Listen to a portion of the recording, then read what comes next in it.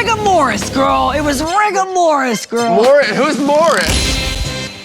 Rigor mortis. Welcome to MsMojo, and today we're delving into the times when former contestants and insiders spilled behind-the-scenes secrets about the beloved reality franchise RuPaul's Drag Race. There are some Drag Race spoilers on this list, so beware. You're here because I saw something in you, but you have got to learn how to own your stardom. The confessionals are heavily edited. I love my girl Stacey, but I don't feel that she's completely confident in what she's saying, so I'm wondering, is she gonna be able to pull this off? Reality TV depends on narration in the form of one-on-one interviews. These clips are then edited into the episodes to tell the best story. That's why the Drag Race queens always wear the same outfit in the confessionals. This allows editors to place a clip wherever they want to craft the narrative. So yes, they may have said it, but when did they say it? My girl Plastique, she's relying on her looks to get her stay. I love you. I love you. Mwah. Nina, what's the tea, girl? How you feeling? Empowered. Trixie Mattel and Katya explained how the shooting schedule was inconsistent from season to season. In season 7, they filmed them at the end of the day. In later seasons, they filmed interviews in the morning or even at the end of an entire week. On All Stars 2, we did them on the weekends.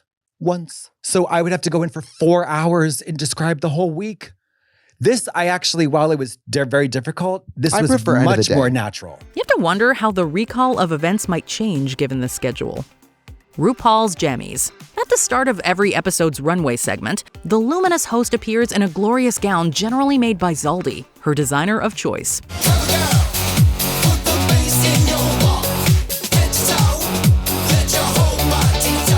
So beautiful. However, during long shooting days, she's only committed to glamour from the waist up. After making her entrance, RuPaul goes back to her dressing room, swapping out the heels and bottoms for jammies and comfy shoes. For years, it was just a rumor. Season 13's Utica Queen got a playful two-finger salute from the host when she made reference to it. I mean, RuPaul, you are such a fashion icon. If you could stand up for us, please. But eagle-eyed fans have been on the lookout for Ru's comfy bottoms ever since. And if you still don't believe us, RuPaul confirmed the rumor in 2023. I guess I should have said I was wearing some gorgeous high heels. They were beautiful, and a lot of people are into that kind of thing. RuPaul's earpiece. The host is famous for coming up with puns and quippy one-liners at pivotal moments during the show. Cynthia Lee Fontaine, your ginger snap was loca. But the judges were not crazy about your roller girl. According to some former contestants, RuPaul is actually fed lines and information through an earpiece. This seems pretty standard, but it does make us sad that the host's quick wit is producer supplied. Yeah, where's Jack Skellington when you need him? She's got charisma, uniqueness, and one last damn nerve. Contestant Tammy Brown was an early whistleblower on this one. During a 2012 radio interview, she revealed this filming tidbit, while calling the show a, quote, Hollywood machine that was all fake. Same thing with RuPaul. I've told him off before, too, because no tea, no shade. They feed him everything in his ear. Oh. You know? This was backed up by Season 8 queen Cynthia Lee Fontaine in a series of deleted tweets. Willam's disqualification. Season 4 saw many firsts for the show, but one scandalous moment stands out. Willam Belli's mysterious, sudden, and perplexing disqualification shocked everyone. Your actions have consequences, and I'm afraid you leave me no choice. Willam, I have to ask you to leave the competition immediately. Although many references were made to Willam's rule-breaking on the show, it took years to get the whole story. Even now, we're not sure if we've gotten all of it. She alleges producers supplied an untrue reason for her disqualification, which she dutifully repeated at the reunion. You were receiving conjugal visit from your husband, and unfortunately, that was a violation of the rules. Visiting makes it sound like we were visiting and there wasn't no talking. However, she has since exposed the show's mistreatment of cast members, her frequent misbehavior on the set, and alleges she knew she would leave early due to a scheduling conflict. You do not call Latrice La something. Yeah. So I had it with them at that point, but so I broke those rules with going to the store and getting stuff, but I brought other girls so they couldn't kick us all off. Since then, she's had a famously contentious relationship with RuPaul and the show itself. Max's elimination. Max, you are a true original. Thank you for taking us all to the max. During season 7, this regal and deeply creative queen went home in a shocking and incredibly awkward elimination. Max landed in the bottom due to her weak performance in the Snatch Game. During critiques, a wardrobe malfunction saw a clearly distracted Max holding up the chute. Her decision to start singing is met with baffled looks from the judges. Max, are you okay? So I can't quite recall overnight sensation. I took advantage of the moment.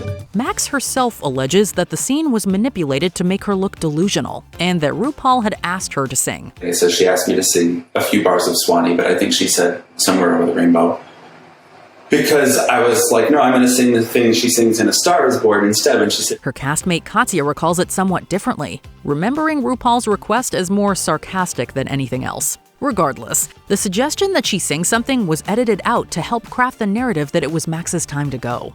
I think that the subtext of that comment was, hey, why don't you take all the time you need down there? It's not like we're just filming something. Oh. That was the vibe. Pearl's experience with Mama Ru. There's something on my face. No, I'm just not convinced. And I want you to do well. One of the big storylines of season 7 was this finalist's detached attitude toward the competition. Pearl was clearly distracted during her time on Drag Race. You gotta loosen it up, girl. Come out of your shell. We want more vitality and more energy and more star power. However, she contends that her reasoning was due to an early experience on set with RuPaul. During some downtime on set, Pearl told her how honored she was to meet her.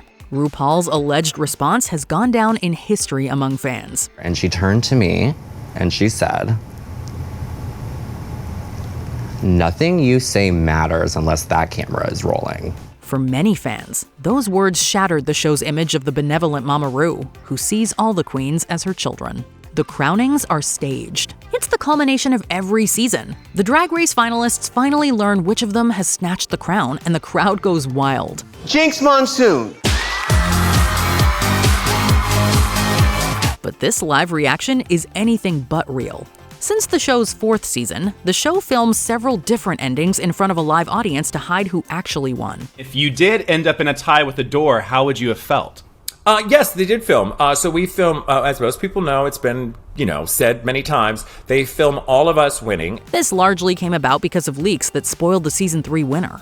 It also means that we need to go elsewhere to see the real-time reactions when the contestants win the show. The show releases footage of the moment the queens actually find out they won. Willow Pill!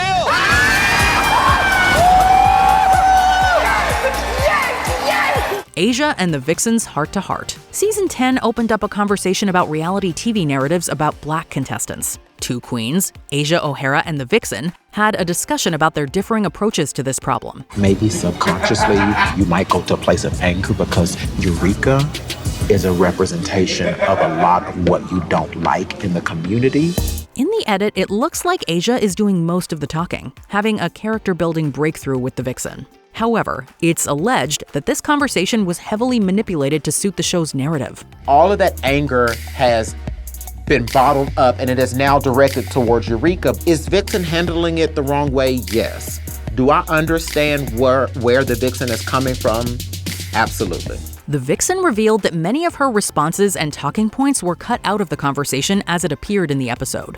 What was actually a back-and-forth meta-discussion about the show became a moment of personal growth for Asia on her way to becoming a finalist. Sometimes to be strong, you have to be a little soft. You have to learn how to take that and turn it into strength from a place of love. All-Star 7 queens call out favoritism. Jada Essence Hall! Look over there!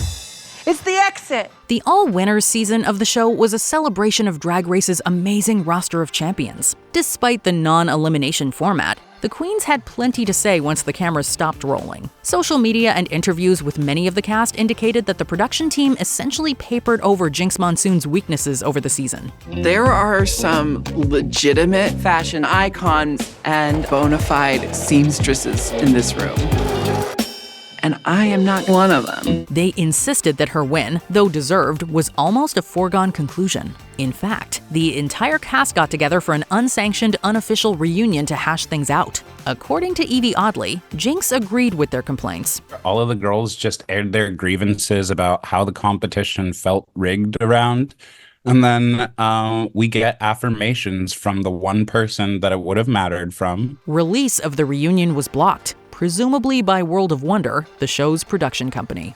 Before we continue, be sure to subscribe to our channel and ring the bell to get notified about our latest videos. You have the option to be notified for occasional videos or all of them. If you're on your phone, make sure you go into your settings and switch on notifications.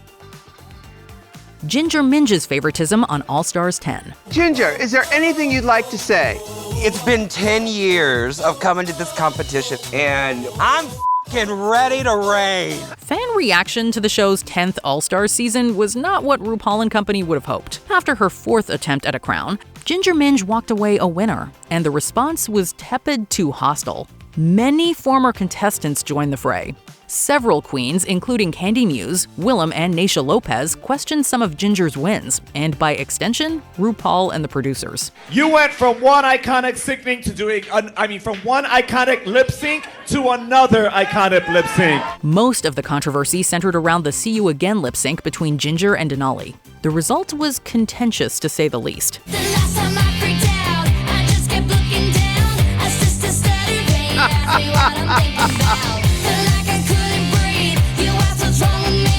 Whether or not this is true fakery is not really easy to say. It depends on who you ask. But enough former contestants had questions that it makes it hard to ignore. I'm gonna be honest. I'm gagged because the vibe was Denali. But at the end of the day, I'm not the judge. Did these facts make you see Drag Race differently? Tell us in the comments.